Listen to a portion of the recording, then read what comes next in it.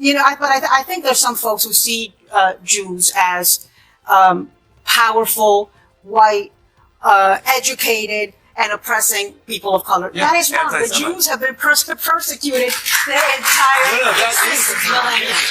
Persecution isn't despite the fact that they think we're powerful. The persecution is because they think we're too powerful. That's part-time talk show pundit and full-time walking contradiction Ana Navarro acting baffled that the very woke generation she helped nurture with identity politics talking points is now turning on her. It's almost cute watching the left suddenly realize what happens when you teach kids to see privilege, oppression, and power dynamics in every shadow. Congrats, Anna, the monster you stitched together is now on TikTok with a megaphone, and guess what? You're the villain in their script.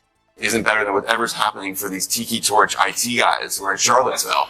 They know what they're doing, they know what they're saying, and we think it's cute because they don't look threatening, because they're like comparative lit majors at Yale, but they have way more power than the people in Charlottesville. These are people who are gonna I think it's just because it's coming from the left. Everything is team sports now. Are you kidding? If the people in Charlottesville who were chanting Jews won't replace us, I mean, that's bad. It's not as bad as death, too. I think death, that's not deplorable. It's absolutely deplorable. Okay, well, if one side is deplorables and the other side does something that's, I mean, if I was a Holocaust survivor, and I guess there's not many of those left, but if I was, I would choose Jews will not replace us over death. Anna can roll her eyes all she likes, but Bill Maher was right. These campus mobs aren't excused because they're young or lost, they're tolerated because they're useful.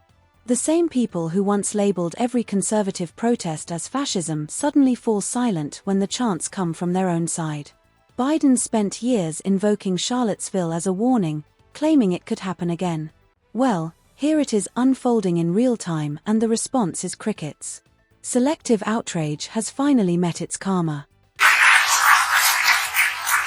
I think honestly, I think what you just did in talking about Crystal Knight is the type of thing that we have to do over and over again, because I think there's a lack of education, particularly among some young people who have forgotten what the Jews have gone through for millennia. Right? And I think there's this idea. We've been trying that for 3,000 years. Well, then you're going to have to continue trying it for the rest of your existence, because if not, because there is no other choice. We get Spielberg to make movies. We do Yes. everything. It's Right. not. Yeah. Right. It's not sticking. All right. Well, So, It's a different kind of persecution, but it's been the same forever. but I think it's important for folks to understand, for people to I think know, for they people get to it. learn history. I don't know. I don't know that people. I don't know that. excuse these people because they're adorable. Because like we went to good colleges. Who's excusing them? The left. yeah, they really entirely. are. There's no condemnation like that. This is peak performative conservatism asterisk from Ana Navarro, posing as the voice of balance while repeating the same standard liberal talking points. The mental gymnastics are impressive. We're told that 12-year-olds are mature enough to make major identity decisions, yet 22-year-olds setting fires and waving flags are just kids who don't know better. Come on. If college students are old enough to vote, organize protests, and lecture the world about power and oppression, then they're old enough to be held responsible for their actions. Maybe the reason fewer people take these scoldings seriously is that the left spent a decade labeling every opponent as a fascist. You can only sound the alarm so many times before the siren becomes background noise.